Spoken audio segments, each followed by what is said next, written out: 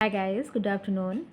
मैं आप लोगों को वस्त्र विज्ञान एवं परिधान बता रही हूँ। वृंदा मैम की बुक है, उससे मैंने आपको तीसरा चैप्टर बताया है, उत्पादन रेशों का वर्गीकरण, जिसमें मैंने आपको बता दिया है कि रेशे कैसे प्राप्त किए जाते हैं। प्राप्ति के आधार पर दो भागों में बटा था, एक प्राकृतिक और कृत्रिम। प्राकृतिक में मैंने बताया था 3 प्रकार के रेशे होते हैं, एक बीज वाले होते हैं, एक तने वाले होते हैं और एक पत्ते वाले होते हैं। तो मैंने उसमें क्या ट्रिक बताया था कि पत्ते को पीस लेना, तो पीसा हो जाएगा और सीसल हो जाएगा, पीना और सीसल हो जाएगा। बीज वाले में कापोस और काका कर लेना, कपास हो जाएगा और कापोक हो जाएगा। और जितने रेशे बचेंगे वो क्या हो जाएंगे, वो तने वाले, लीनन हो गया, हेम्प हो गया, जूट हो गया, सन हो गया। ये सब जो रेशे हैं किस में होते हैं, ये क्या बोलते हैं, तने वाले रेशे हो गए। उसके बाद मैंने आपको क्या बताया था, जंतु प्राणी जो जगत से प्राप्त होते थे, ऊन था और रेशम था। जो कि हमें क्या हो रहा था, प्राणी जब प्रोटीन रेशे थे, इसमें प्रोटीन था तो इसकी खास बात क्या की थी, उसमें नाइट्रोजन की उपस्थिति थी। यही इसकी खास बात है, ये प्रोटीन था और यही इन रेशों से इनको अलग कर रहा था, सेलुलोजिक रेशों से। फिर उसके बाद अगला रेशा खनिज रेशे थे, जिसमें सोना चांदी और एस्बेस्टस था। सोना चांदी बहुत ही मूल्यवान है, जो कि अब नहीं मिलता है। पहले कथाओं में सुना करते थे कि राजा महाराजा लोग क्या होते थे, ड्रेस रानियां इसका उपयोग करती थी अपने वस्त्रों के रूप में अनेक कार्य में। एस्बेस्टस है, जो कि बहुत ही ज़्यादा इससे अच्छे वस्त्र बनते हैं, मतलब मुलायम सॉफ्ट ये बनते हैं, हल्के वस्त्र बनते हैं। व्हाइट कलर का रेशा होता है, ये खनिज से प्राप्त किया जाता है। लेकिन इसका उपयोग कहाँ किया था, अग्नि अवरोधक में, जंग प्रूफ होता है। तो इन सब चीज़, तो इसमें जो फायर ब्रिगेड वगैरह होते हैं, जो आते हैं ना, वो जो उनके साथ जो आदमी होते हैं जो ये काम करते हैं, उनके लिए क्या कहता है, इन रेशों से बने वस्त्र का उपयोग करते हैं, जिससे उनकी अग्नि से रक्षा होती है, इत्यादि कार्यों के लिए उपयोग करते हैं। कंपनियों में ये उपयोग करते हैं, क्योंकि ये क्या करते हैं, ये जो होते हैं ध्वनि को अवशोषित करते हैं। तो बड़े बड़े कारखानों में जो शोर इत्यादि निकलता है, तो एक पर्दे के रूप में इसको लगाया था, जिससे क्या करते हैं, इनसे क्या होता है, जो बहुत ज़्यादा शोर होता है वो चीज़ें क्या होती हैं, मतलब ये अवशोष उन शोर को या ध्वनि को क्या करते हैं, सोख लेते हैं। तो यहाँ तक मैंने आपको समझा दिया था। अगला क्या है, कृत्रिम रेशा। आप देख सकते हैं, तो कृत्रिम रेशे भी क्या होते हैं, दो हुए, एक मानवकृत रेशा कहा गया, एक को केमिकल फाइबर कहा गया, संश्लेषित सिंथेटिक फाइबर कहा गया। ठीक है, तो जो मानवकृत रेशा है उसके अंदर क्या क्या आता है, रेयान आता है, और जो सिंथेटिक है उसके अंदर नायलॉन, एक्रिलिक, डेक्रा, नारलान, बहुत सारी चीज़ें हैं, मतलब बहुत सारे रेशे हैं, जो आपको एक एक करके मैं सब समझाऊंगी। तो फिर मैंने आपको बताया था कि रेयान को कितने प्रकार, ठीक मैंने बताया था, एनसीवी। एन जो है 1884 में आया था, सी जो है था 1890 में आया था, वी जो आया था 1892 में आया था। ठीक है, खोज इनकी किसने की थी, तो जो नाइट्रोसेलुलोज थी उसकी खोज की थी चार्टेनोटे ने की थी, वो फ्रांस की थी। और जो कुप्रामोनियम था उसकी खोज डेस पिजस ने की थी, और जो विस्कस था उसकी खोज विवेन और मिडल ने की थी। इतना चीज़ आपको क्लियर हो गया। अब उसके आगे मैं आपको एक एक चीज़ का थोड़ा सा मतलब इतनी क्लियर कर देती हूँ आगे, कि कृत्रिम रेशे में क्या है, कैसे इसकी क्या खास बात है। तो कृत्रिम रेशे वे होते हैं जिनका उद्गम प्रकृति प्रदत्त रेशे नहीं है। ठीक है, ये चीज़ें आप समझ जाना कि प्रकृति प्रदत्त नहीं है। ये हमें कैसे प्राप्त होते हैं, तो ये जो होते हैं ये हमें आर्टिफिशियल तरीके से प्राप्त होते हैं। ठीक है, बल्कि जिन्हें बनाने के लिए रासायनिक पदार्थों को रासायनिक एवं यांत्रिक विधियों द्वारा रेशे का रूप दिया जाता है। हालांकि कुछ लेखकों द्वारा मानवकृत रेशे एवं कृत्रिम रेशों को एक ही नाम से संबोधित किया जाता है, लेकिन कृत्रिम रेशे प्राकृतिक रेशों की अपेक्षा अधिक टिकाऊ, मजबूत एवं आसानी से धुलाई योग्य होते हैं। इसीलिए इन्हें क्या कहते हैं, मैजिक फाइबर कहते हैं, धो और पहनो वाला रेशा कहते हैं, या वस्त्र कहते हैं। क्यों कहते हैं, क्योंकि इनकी धुलाई आसान है, इनको रखना आसान है, इनको एक स्थान से दूसरे स्थान तक इनको प्रेस की ज़रूरत नहीं। इनके बहुत सारे गुण और क्वालिटी के कारण इनको क्या कहते हैं, मैजिक फाइबर कहते हैं। ठीक है, इन्हें निर्भय होकर रगड़ कर धोया जाता है, सुखाया जाता है, बहुत सारी क्रिया की जाती है। इसी आधार पर इनको क्या कहते हैं, अनेक नाम दिए गए हैं। फलतः इनकी देखभाल, संरक्षण और प्राकृतिक रेशों की अपेक्षा आसान होती है। फलतः आज की भाग दौड़ एवं संघर्ष में जिंदगी में कृत्रिम रेशे से बना वस्त्र एक वरदान साबित होता है। चलिए, तो यहाँ तक हो गया ना। कृत्रिम रेशे प्राकृतिक रेशों के अपेक्षाकृत अधिक टिकाऊ, मजबूत एवं आसानी से धुलाई योग्य होते हैं। निर्भय होकर रगड़ कर धोया जा सकता है और आसानी से इससे क्या होते हैं, दाग छूट जाते हैं। फलतः इनकी देखभाल और संरक्षण भी प्राकृतिक रेशों की अपेक्षा क्या है, आसान है। तो आपको पता है भाई, ये जब रेशे कृत्रिम है, मानव द्वारा तैयार किया जा रहा है, तो मानव कुछ तो क्वालिटी उसके अंदर डाले गए जिससे उसको क्या हो, आराम हो। इसीलिए इसे क्या आपको पहले भी बताया कि इसीलिए इसको मैजिक फाइबर कहते हैं, और धो और पहनों के वस्त्र कहते हैं, इत्यादि नामों से इसको जाना जाता है। तो कृत्रिम रेशों को भी क्या हुआ, दो वर्गों में विभक्त किया गया। एक मानवकृत रेशा, मैनमेड फाइबर, दूसरा क्या, संश्लेषित या रासायनिक रेखा, जिसे केमिकल या सिंथेटिक फाइबर कहते हैं। मानवकृत रेशा जिसके अंतर्गत रेयान आता है, देखिए ये बहुत इंपॉर्टेंट है। मानवकृत रेशा के अंतर्गत क्या आता है, तो रेयान आता है। वह भी कृत्रिम रेशा ही है, क्योंकि इसके लिए भी रासायनिक पदार्थों व विधियों का प्रयोग किया जाता है। वैसे तो ये कृत्रिम रेशा है। अगर चार ऑप्शन आए और चारों के अंदर रेयान भी रहे तो और पूछे कृत्रिम रेशा है और एक आंसर है उपरोक्त सभी, तो आप निसंदेह लगा सकते हैं, लेकिन अगर ये क्वेश्चन है मानवकृत रेशा कौन है तो आप रेयान ही लगाएंगे। पहला मानवकृत रेशा क्या है? रेयान है। इस प्रकार कृत्रिम रेशों को दो वर्गों में विभाजित करने का मुख्य कारण इनके प्राप्ति स्रोत हैं। इनको दो वर्गों में बांटने का मतलब वजह क्या है, मतलब किस वजह से या किस उद्देश्य को ध्यान में रखते हुए इसको दो वर्गों में बांटा, तो क्यों इसके जो स्रोत है जिसके आधार पर ये रेशे बनते हैं या जिससे प्राप्त होते हैं, इसीलिए इनको क्या किया, दो आधार मतलब दो भागों में बांट दिया। मानवकृत रेशे प्रकृति से प्राप्त किए थे। जो मानवकृत रेशे हैं वो किससे प्राप्त किए थे? प्रकृति। वो जैसे क्या है, वो जैसे प्रकृति पे ऊपर ही रेयान रेशा क्या है, वो बांस की पट्टियों से रुई की लिंटर्स इत्यादि का प्रयोग करके बनाए थे सोयाबीन। तो ये सब क्या है, तो ये जो रेशे हैं ये प्राकृतिक चीज़ों का उपयोग करके ही बनाए थे, इसलिए मानवकृत रेशे। लेकिन वो संश्लेषित रेशे या रासायनिक रेशे इसलिए क्योंकि तत्वों का उपयोग, जैसे कार्बन का, हाइड्रोजन का, ऑक्सीजन का, इन चीज़ों का उपयोग करके बनाए थे, तत्वों का उपयोग करके, इसलिए उन्हें क्या कहते हैं? रासायनिक रेशा, क्योंकि केमिकल का यूज़ करके बनाते हैं। फिर देखिए आगे, मानवकृत रेशे प्रकृति से प्राप्त की जाती है, चाहे वह रुई के बिल्कुल ही छोटे रेशे हों जिसे लिंटर्स कहते हैं, पेड़ के भीतर की लुगदी हो जिसे पल्प कहते हैं, बांस, बम्बू या अनाज अथवा सोयाबीन से प्राप्त प्रोटीन का रेशा हो। ठीक है। अप्राकृतिक रूप से तैयार रेशे रासायनिक या संश्लेषित रेशे कहलाते हैं। जो रेशे जिन रेशों में बिल्कुल भी प्रकृति का कोई भी इन्वॉल्व नहीं होता है या प्रकृति के कोई भी योगदान नहीं होता, प्रकृति की चीज़ों का कोई समावेशन नहीं होता, ऐसे रेशे को क्या कहते हैं? रासायनिक या संश्लेषित रेशा कहते हैं। और इसमें किन चीज़ों का भी तत्वों का उपयोग किया जाता है, जैसे carbon, hydrogen, oxygen, nitrogen, sulphur इत्यादि तत्वों का रासायनिक तरीके से यांत्रिक मशीनों का उपयोग करके ये रेशे बनाए जाते हैं। इनमें प्राकृतिक रेशों की उपस्थिति लेश मात्र भी नहीं होती। देख रहे हैं, इसमें प्राकृतिक चीज़ों की उपस्थिति क्या होता है? बिल्कुल भी नहीं होती। ये रेशे पूर्णतः तंतु विहीन होते हैं। तंतु विहीन रेशे किसे कहते हैं? ये रेशे पूर्णतः तंतु विहीन होते, किसी तंतु का उपयोग नहीं किया जाता, या जैसे रेशा होता है ना, रेशे का उपयोग करके नहीं बनाया जाता, ये केमिकल का उपयोग करके तंतु बनाया जाता है। इसलिए इन रेशों को कौन सा रेशा कहते हैं? तंतु विहीन। तंतु विहीन रेशा किसे कहते हैं? तो जो आर्टिफिशियल रेशे जो होते हैं, जो हमें केमिकल से प्राप्त होते हैं, जो रासायनिकृत रेशे होते हैं, उन्हें हम क्या कहते हैं? तंतु विहीन रेशा कहते हैं। इस चीज़ को आप पॉइंट करिएगा, कौन सा रेशा कहते हैं? तंतु विहीन रेशा कहते हैं। ठीक है। संश्लेषित रेशे को, रासायनिक रेशों को। वह इनका निर्माण केवल कुछ तत्वों, देखिए लिखा हुआ ना, कुछ तत्वों के सम्मिश्रण जैसे कार्बन, हाइड्रोजन, ऑक्सीजन इत्यादि से होता है। अगर क्वेश्चन आ जाए कार्बन, हाइड्रोजन, ऑक्सीजन से तैयार रेशों को कौन सा रेशा कहते हैं? वे सीड्स फाइबर कहते हैं, तंतु विहीन फाइबर कहते हैं। तो आप क्या लगाओगे? तंतु विहीन फाइबर कहते हैं। इस चीज़ को आप ध्यान रखना। कृत्रिम रेशे देखिए लिखा है, एक मानवकृत हो गया, मैनमेड फाइबर, और एक हो गया रासायनिक या संश्लेषित जैसे केमिकल या सिंथेटिक फाइबर।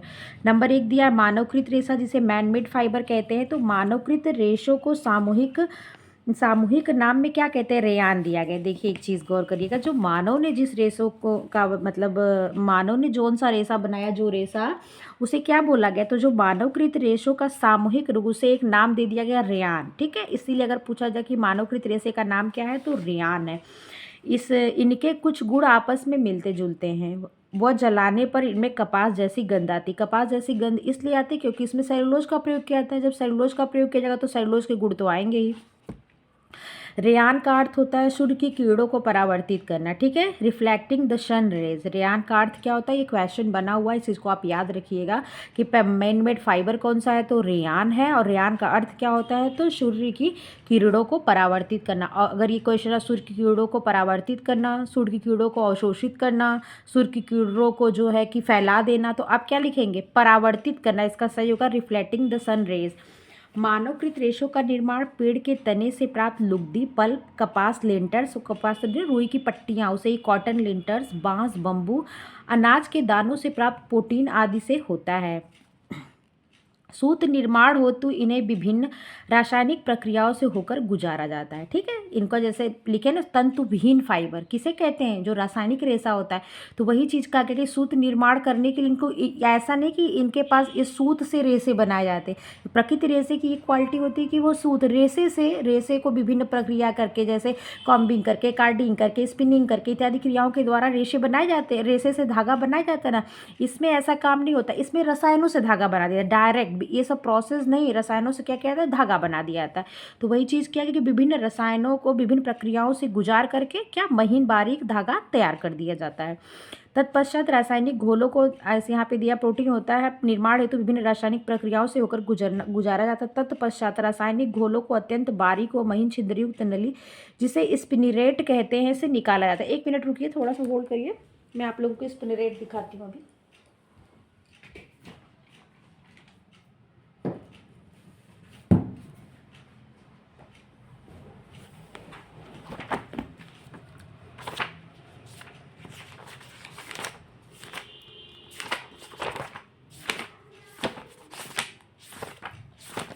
एक मिनट बचा, होल्ड करना आप लोग।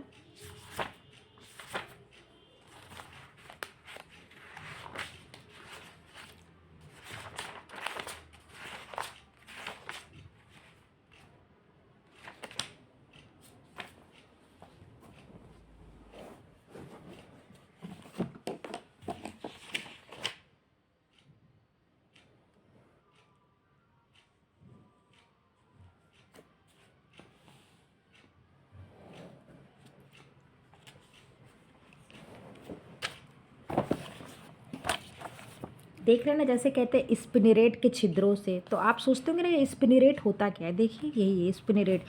ये एक आपने शॉवर देखा है जो आप बाथरूम में यूज करते हैं, वॉशरूम में नहाने वगैरह, तो एक शॉवर लगा होता है जिससे लोग नहाते हैं। तो उसमें क्या होता है, ऐसा ही कुछ होता है ना, और उसमें महीन महीन महीन महीन क्या होता है, छेद होता है। जब केमिकल को इसमें से केमिकल को जब गिराया जाता है प्रेशर के साथ, आप यहाँ पे देख लीजिए,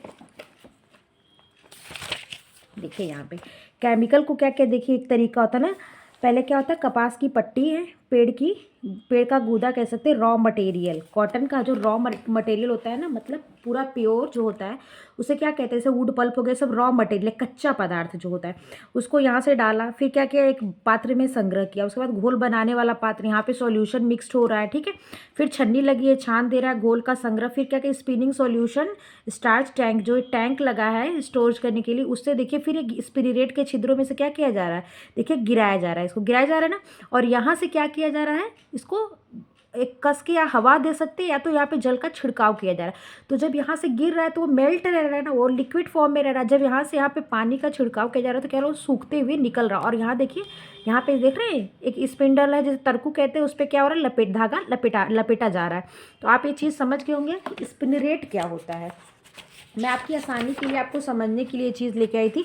देखिए स्पिनरेट में मतलब मेन रूप से स्पिनरेट का छिद्र यही होता है, ये स्पिनरेट होता है। एक टाइटेनियम की बनी, शायद टिटेनियम की बनी हुई, एक कैडमियम या टिटेनियम, ऐसे कुछ धातु का बना हुआ, आगे देखेंगे मिलेगा, उसका बना हुआ ये पात्र, ये चीज़ होता है। ये उसमें से क्या होता है, इसमें छोटे छोटे छिद्र लगे होते हैं जिसमें से प्रेशर के साथ आपको ये लिक्विड गिराया जाता है। जब लिक्विड, देखिए स्पिनरेट से धागों का बाहर निकलना, देख रहे हैं धागा तो लिक्विड फॉर्म में निकल रहा है, जल प्रवाहित करेंगे या तो बॉय को इसके ऊपर फेंकेंगे, मतलब धागे के ऊपर, तो ये ठोस हो जाएगा और फिर स्पूल पे क्या करेंगे, लपेट लेंगे। यही क्रिया होती है।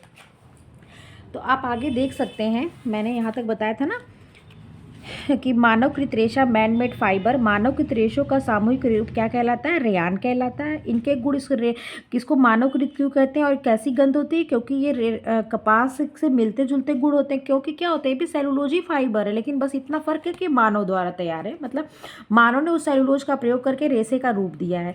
फिर यही कपास जैसी गंध लक्षण दृष्टिगोचर होते हैं। रेयान का अर्थ है सूर्य की किरणों को परावर्तित करना। यहाँ तक आपने देख लिया। मानवकृत रेशों का निर्माण पेड़ के तने से प्राप्त पल्प, कपास लिंटर्स, कॉटन लिंटर्स, बांस, बम्बू, अनाज के दानों से प्राप्त प्रोटीन आदि से होता है। निर्माण हेतु इन्हें विभिन्न रासायनिक प्रक्रियाओं से होकर गुजारा जाता है, ठीक है। तत्पश्चात रासायनिक घोल को अत्यंत बारीक या महीन छिद्रयुक्त नली, जिन्हें स्पिनरेट कहते हैं। अब आपको स्पिनरेट समझ में आ रहा होगा ना, स्पिनरेट क्या है, जिन्हें स्पिनरेट कहते हैं, उससे निकाला जाता है। सूत निकालने के पश्चात इन्हें कृत्रिम विधि से सुखाया था। देखिए या तो जल द्वारा या तो हवा द्वारा, देख रहे थे ना वहाँ पे सुखाया जा रहा था। देखिए यहाँ पे आप देख रहे थे ना, देखिए सुखाया जा रहा था, यहाँ पे कृत्रिम विधि से सुखाया जा रहा है, जल का छिड़काव किया जा रहा है, इधर से रेशा निकल रहा है, इधर से जल का छिड़काव किया जा रहा है। तो यही लिखा हुआ, कृत्रिम विधि से क्या किया जाता है, सुखाया जाता है, जिससे वांछित लंबाई के महीन धागे का निर्माण होता है। रेयान के धागे अत्यंत ही कोमल, मुलायम, चमकदार, सुंदर या सूक्ष्म होते हैं। देखने में किसके समान लगते हैं, तो ये रेशम के समान लगते हैं। कौन सा रेशा, रेयान का रेशा, ठीक है। इसलिए इसे क्या कहते हैं, कृत्रिम रेशम, आर्टिफिशियल सिल्क भी कहा जाता है। इस चीज़ को आप ध्यान रखिएगा कि आर्टिफिशियल सिल्क किस रेशे को कहा जाता है, तो रेयान को कहा जाता है। क्यों कहा जाता है? क्योंकि ये रेशम के समान मुलायम, चमकदार, बारीक और सुंदर प्रतीत होते हैं, बस इसी कारण कहा जाता है। ठीक है। मैनमेड फाइबर क्यों कहा जाता है? प्राकृतिक रेशा, कृत्रिम रेशा क्यों कहा जाता है? क्योंकि ये जो है आदमी के द्वारा तैयार किया जाता है, और इसकी सबसे बड़ी खास बात है कि प्रकृति के द्वारा प्राप्त चीज़ों से मनुष्य को द्वारा, मानव के द्वारा बनाए जाने वाला ये रेशा है। ठीक है। ये कितने प्रकार का होता है? 3 प्रकार का होता है। ठीक है। आपको इतनी चीज़ें क्लियर हो गई होंगी। कृत्रिम रेशम भी कहा जाता है। उपभोक्ता कई बार रेयान को देखकर सिल्क होने का धोखा खा जाते हैं। इससे बने वस्त्र सुंदर एवं आकर्षण लगते हैं। रेयान को भिन्न भिन्न निर्माण विधियों के आधार पर निम्न वर्गों में विभाजित किया गया है, परंतु इनका मूल उद्गम पौधे से प्राप्त सेलुलोज ही होता है। देखिए, मैं आपको यही चीज़ अभी बता रही थी ना कि इसकी खास विशेषता क्या है। ये मानव द्वारा तो तैयार किया जाता है, लेकिन ये इसमें कागज़ की गंध आती है, कॉटन के समान हम इसमें गुड़ होता है। क्यों होता है? क्योंकि ये सेलुलोजिक फाइबर है। ये भी कॉटन लिंटर्स, कपास की पट्टियों से, रुइयों से, बांस के पल्प से इत्यादि से तैयार किए जाते हैं, इसलिए इसके अंदर भी यही खास बात है। रेयान के विभिन्न प्रकार आपको मैंने बताया था। एनसीबी आपको आराम से तैयार होगा। नाइट्रोसेलुलोज, विस्कस रेयान और कुप्रामोनियम 1884, 90 और 92। ठीक है। अगला है नाइट्रोसेलुलोज। इस विधि का सर्वप्रथम सन 1884 ईस्वी में फ्रांस के काउंट हिलेरी डी चार्टनेटो ने रेयान का निर्माण किया था। नाइट्रोसेलुलोज जो एन है, जिसका निर्माण 1882 में हुआ था, 1884 में हुआ था। उसका इसका निर्माण किसने किया था? तो फ्रांस के काउंट हिलेरी डी चार्डोनेट ने किया था। ठीक है। परंतु यह विधि काफ़ी खर्चीली है, इसलिए रेयान के निर्माण में अब इस विधि को प्रयुक्त नहीं किया जाता। कौन सी विधि का प्रयोग नहीं किया जाता? तो जो नाइट्रोसेलुलोज विधि है। और क्यों नहीं किया था? क्योंकि ये बहुत खर्चीली विधि, इसलिए इसका प्रयोग अब नहीं किया था। खोज किसने की थी? 1884 में फ्रांस के काउंट हिलेरी डी चार्डोनेट ने। ठीक। इस विधि में कपास के छोटे छोटे रेशों को, कॉटन लिंटर्स को नाइट्रिक अम्ल HNO3, ठीक है, नाइट्रिक अम्ल HNO3, ये फॉर्मूला है, थोड़ा याद रख लीजिएगा। नाइट्रिक अम्ल क्या होता है? HNO3 तथा सल्फ्यूरिक अम्ल H2SO4, ठीक है, सल्फ्यूरिक अम्ल H2SO4, नाइट्रिक अम्ल HNO3 से मिलाकर प्रतिक्रिया कराई जाती है। जो ये कॉटन लिंटर्स है, इस पर किसकी प्रतिक्रिया कराई जाती है? तो नाइट्रिक अम्ल की, जो नाइट्रस एसिड होता है ना, नाइट्रिक एसिड HNO3 और क्या H2SO4 सल्फ्यूरिक एसिड की क्या कहती है? प्रक्रिया कराई। इसी प्रक्रिया के बाद ये देखिए तत्पश्चात इसे ईथर या अल्कोहल में घोला जाता है। इसको क्या किया था? घोला जाता है। अभी मैं आपको एक शब्द में इसको बता दूंगी, आपको बिल्कुल याद हो जाएगा, परेशान मत होइए। घोला जाता है, जिससे इसका गाढ़ा घोल कोलाइड जो होता है तैयार हो जाता है। अब इस घोल को वांछित छिद्र वाले स्पिनरेट से होकर निकाला था, जिससे सूक्ष्म, कोमल एवं चमकदार लंबाई के रेशे प्राप्त हो जाते हैं। बहुत ईजी है, मैं आपको देखिए बच्चे ऐसा समझा देती हूँ बिल्कुल आसान तरीके से। सबसे पहले क्या लिया आपने? सबसे पहले आपने लिया कॉटन लिंटर्स, ठीक है, कॉटन लिंटर्स ले लिया, ठीक है, लिंटर्स ले लिया। या फिर आपने क्या ले लिया? रुई के पल्प कह देते हैं, अरे बांस के पल्प ले लिया, इत्यादि चीज़ें आपने इकट्ठा कर ली। फिर इसको आपने क्या किया? इन चीज़ों के साथ आपने किससे अभिक्रिया कराई? प्लस कर दिया हमने। किन चीज़ों के साथ अभिक्रिया कराई? नाइट्रस ऑक्साइड लिखा हुआ है ना नाइट्रिक अम्ल का, नाइट्रिक अम्ल,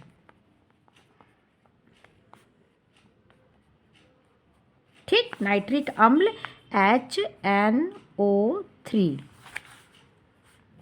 और किसके साथ किए? तथा सल्फ्यूरिक अम्ल, ठीक है।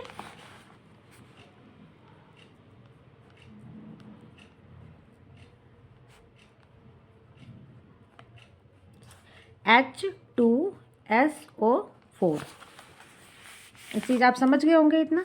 इन दोनों के साथ क्या कराई जाती है? इस पर क्रिया कराई जाती है। क्या किया? इस पर क्रिया कराई, इसको मिला करके इस पर प्रतिक्रिया कराई। इसके बाद क्या हुआ? अल्कोहल के घोल में इन सब, जब इन पे इनकी प्रतिक्रिया करा दिए, उसके बाद कुछ हमें प्राप्त हुआ होगा, ठीक है। फिर इसको क्या किए? अल्कोहल के घोल में, यहाँ से यहाँ पहले इस पे इनको क्रिया कराई, फिर ये जो प्राप्त हो गया हमको क्रिया कराने के बाद, उसको क्या किया? अल्कोहल या ईथर के घोल में मिला दिया। क्या किया? देखिए लिखा है अल्कोहल के घोल में डाला, जिससे हमें प्राप्त क्या हुआ? एक गाढ़ा घोल, कोलाइड जिसे कहते हैं। ठीक है, वो हमको प्राप्त हो गया। फिर इसको हमने क्या किया, स्पिनिरेट के जो छिद्र जो आपको मैंने एक बताया था, ऐसे करके एक मशीन थी जिसमें महीन महीन महीन महीन महीन महीन बहुत हल्के हल्के हल्के हल्के से छेद थे, उसमें से फिर इस घोल को क्या किया कि निकाला गया। जब इसमें से निकाला गया तो ऐसे ऐसे करके ये हमको रेसे के समान प्राप्त होने लगे। हाँ, फिर भी ये क्या थे, ये अभी गीले थे, मतलब ये रेसे के समान बस निकल रहे थे सदृश, लेकिन पूरे रेशे बने नहीं थे। लेकिन इस पर क्या की कि हवा से मतलब हवा इस पर फेंकी गई, मतलब जैसे फ़ैन चला दो, और जैसे होता नहीं, आप गांव में देखे होंगे धान उनकी जब ओसाई होती है तो फ़ैन चला देते हैं, या एक पंखा आता है स्पेशली पर्टिकुलर कृषि के काम के लिए, उसका उपयोग किया था। तो जो खराब रहता है, जिसमें धान में चावल नहीं रहता, वो उड़ जाता है दूर। तो वही चीज़ इस पर जब हवा फेंका गया, मतलब हवा का इसके ऊपर स्प्रे कराया गया, तो क्या हुआ, ये सूखते गए। जब ये सूखते गए तो यहाँ पे एक स्पूल था, जैसे बॉबिन होती है ना, रील होती है ना, रील पे ऐसे ऐसे धागा, तो ये क्या हुआ, इस पर ऐसे ऐसे ऐसे ऐसे लपेटा गया। बस इनकी यही पूरी प्रोसेस है। तो आप आराम समझ सकते, क्या लिया, कॉटन लिंटर्स लिया, पल्प लिया, मतलब इन चीज़ों को लिया, सेलुलोज लिया, किसी भी तरीके से आप समझ लो, सेलुलोज आपने लिया। फिर उस पर आपने क्या किया, HNO3 nitrous acid, nitric acid plus sulphuric acid sulphuric acid H2SO4 की क्रिया कराई। उसके बाद क्या हुआ, जो क्रिया कराने के बाद आपको घोल प्राप्त हुआ, उसको आपने अल्कोहल मिक्स किया या ईथर मिक्स किया। इसको मिक्स करने के बाद आपको एक कोलाइड घोल प्राप्त हो गया। जब वो घोल प्राप्त हो गया, उसको आपने स्पिरिट के छिद्रों से गुजारा, उस पर हवा का छिड़काव किया। हवा का मतलब हवा कह सकते हैं, उसके ऊपर हवा का प्रेशर दिया, मतलब हाँ, हवा का प्रेशर ही दिया कह सकते हैं, या जल का भी छिड़काव को स्प्रे किया मान लीजिए। उसके बाद आपको एक अच्छा सा तंतु प्राप्त हुआ और उसको आपने स्पूल में लपेट दिया। यही पूरी क्रिया है नाइट्रोसेलुलोज की। लेकिन क्या है, नाइट्रोसेलुलोज की क्यों बंद कर दिया गया, क्योंकि ये क्या होता था, अधिक खर्चीली विधि थी, इसलिए इसका प्रयोग क्या किया गया, बंद कर दिया गया। और नाइट्रोसेलुलोज की खोज कभी थी, तो 1884 में हुई। किसके द्वारा हुई थी, फ्रांस के क्या बोलते हैं, काउंट हिलेरी डी चार्डेनेट के द्वारा हुई थी। इतनी चीज़ आपको क्लियर हो गई। उसके बाद देखिए, अत्यधिक व्ययशील होने के कारण यह विधि क्या हो गई है, प्रचलित नहीं है। इतनी चीज़ें आपको समझ में आ गई होंगी, ठीक है। आगे है विस्कस। आपको मैंने NC भी बताया था ना, तो एन तो खत्म हो गया, अब C आ गया। तो C कब हुआ, 1990 में। आपने 84 देख लिया, अब 90 है, मतलब 1884 के बाद 1890, फिर क्या 1892। तो अभी आपको क्या देखना है, 1800 कुप्रामोनियम, सॉरी NC, और ये V है ना, तो पहले C हम आपको बाद में देखेंगे, तो हम समझाने का बस एक ट्रिक बताएं। लेकिन उसके पहले हम क्या देखेंगे, V देख लेते हैं, बुक के अकॉर्डिंग विस्कस को देख लेते हैं। इस विधि द्वारा बनाए गए रेयान के वस्त्र अच्छे, सुंदर, कोमल, आकर्षण व सस्ते होते थे। ठीक है, ये जो विस्कस रेयान था, उससे बने वस्त्र कैसे होते थे, तो अच्छे होते थे, सुंदर होते थे, कोमल होते थे, आकर्षण होते थे और सस्ते होते थे। इस विधि का आविष्कार कब हुआ, 1892 में हुआ। देख लीजिए कब हुआ, 1892 में हुआ। किसके द्वारा हुआ, तो वैज्ञानिक वेवन क्रॉस व मिडल ने किया। किसने किया, वेवन क्रॉस और मिडल ने किया। किसका, विस्कस की खोज किसने की, वेवन क्रॉस और मिडल ने। कब की, 1892 में की। उसके बाद इस विधि में कपास लिंटर्स, कॉटन लिंटर्स, बम्बू तथा लकड़ी के गूदा पल्प पर कास्टिक सोडा NaOH, ठीक है। आपने उस पहले वाले में क्या कराई थी, नाइट्रिक अम्ल सल्फ्यूरिक अम्ल की क्रिया कराई थी, लेकिन इस पर क्या कराना है, caustic soda NaOH, caustic soda NaOH की प्रतिक्रिया कराई। ध्यान दीजिएगा, किसकी, NaOH। उसमें क्या क्या था, nitric acid HNO3 plus sulphuric acid H2SO4 की क्रिया कराई थी। लेकिन अभी आप क्या करा रहे हैं, NaOH कास्टिक सोडा की प्रतिक्रिया करा रहे हैं, जिससे ये क्षारीय सेलुलोज जो एल्कलीन सेलुलोज में परिवर्तित हो जा रहा है। ये क्या है, कास्टिक सोडा क्या है, जो कपड़ा धुलना सर्फ होता है ना, NaOH, वही कास्टिक सोडा है। तो ये क्या, वो तो क्षारीय होता है ना, तभी देखिए सूती कपड़े को नुकसान नहीं पहुंचाता है। तो वही क्या, क्षारीय सेलुलोज में परिवर्तित हो जाएगा। जब उस पर क्षार की क्रिया करा रहे हैं तो क्षारीय ही हो जाएगा। तो क्या हो गया, परिवर्तन हो जाएगा, परिवर्तित हो जाएगा। तत्पश्चात इनमें विभिन्न रासायनिक प्रक्रियाएं कराई जाती हैं। घोल को स्पिनिरेट के छिद्रों से निकाला जाता है, वह धागे प्राप्त किए जाते हैं। यह विधि सस्ती है। वर्तमान समय में इसी विधि से मोजे, रुमाल, बनियान और अन्य वस्त्र बनाए जा रहे हैं। आपको ये चीज़ें क्लियर हो गई, इन दोनों में अंतर समझ में आ गया, और किसमें नाइट्रोसेलुलोज में और विस्कस रेयान में, ठीक है। एक तो पहली बात, इन लोग की इन्वेंशन खोज में अंतर है। सबसे पहले नाइट्रोसेलुलोज 1884 में आया था, ठीक है। खोज किसने की थी, फ्रांस के काउंट हिलेरी डी चार्डेनेट किया था।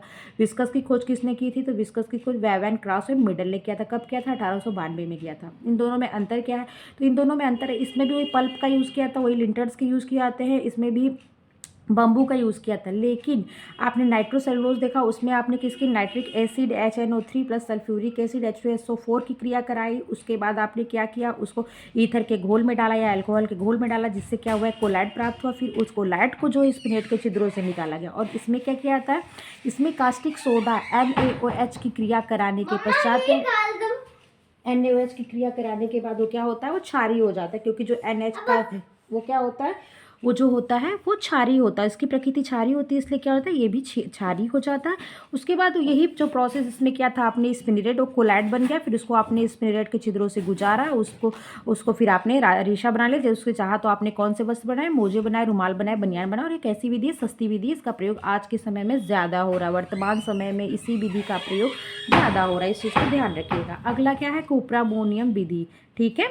कुप्रामोनियम NC आगे, ये C है, ठीक है। कब आया था, 1890।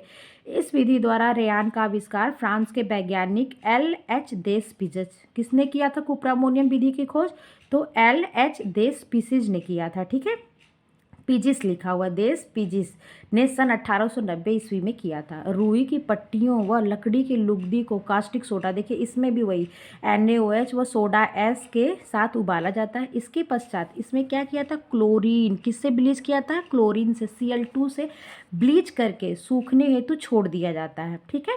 ब्लीच करने हेतु छोड़ दिया था। पुनः अमोनिया NH3 व क्यूपोरिक ऑक्साइड Cu2O के साथ घोलकर गाढ़ा, इसी कुप्रिक का प्रयोग करने से ही इसका क्या कहते हैं, कुप्रामोनियम। कुप्रिक का देखिए उपयोग करें अमोनिया, तो ये दोनों को मिला देंगे, इनका संधि विच्छेद किया गया अमोनिया और क्यूप्रिक का, इन दोनों को मिलाने के बाद क्या, कुप्रामोनियम, ठीक है। क्यूप्रिक ऑक्साइड क्यूप्रा हो गया, अमोनिया का प्रयोग किया इसलिए अमोनियम हो गया, ठीक है। इसी से आप समझ सकते हैं, के साथ घोलकर बनना। आप चाहेंगे तो यहाँ से भी इसको समझ जाएंगे कि इसमें किस चीज़ का प्रयोग किया गया। तो कुप्रा से क्या हो गया, कुप्रिक ऑक्साइड हो गया।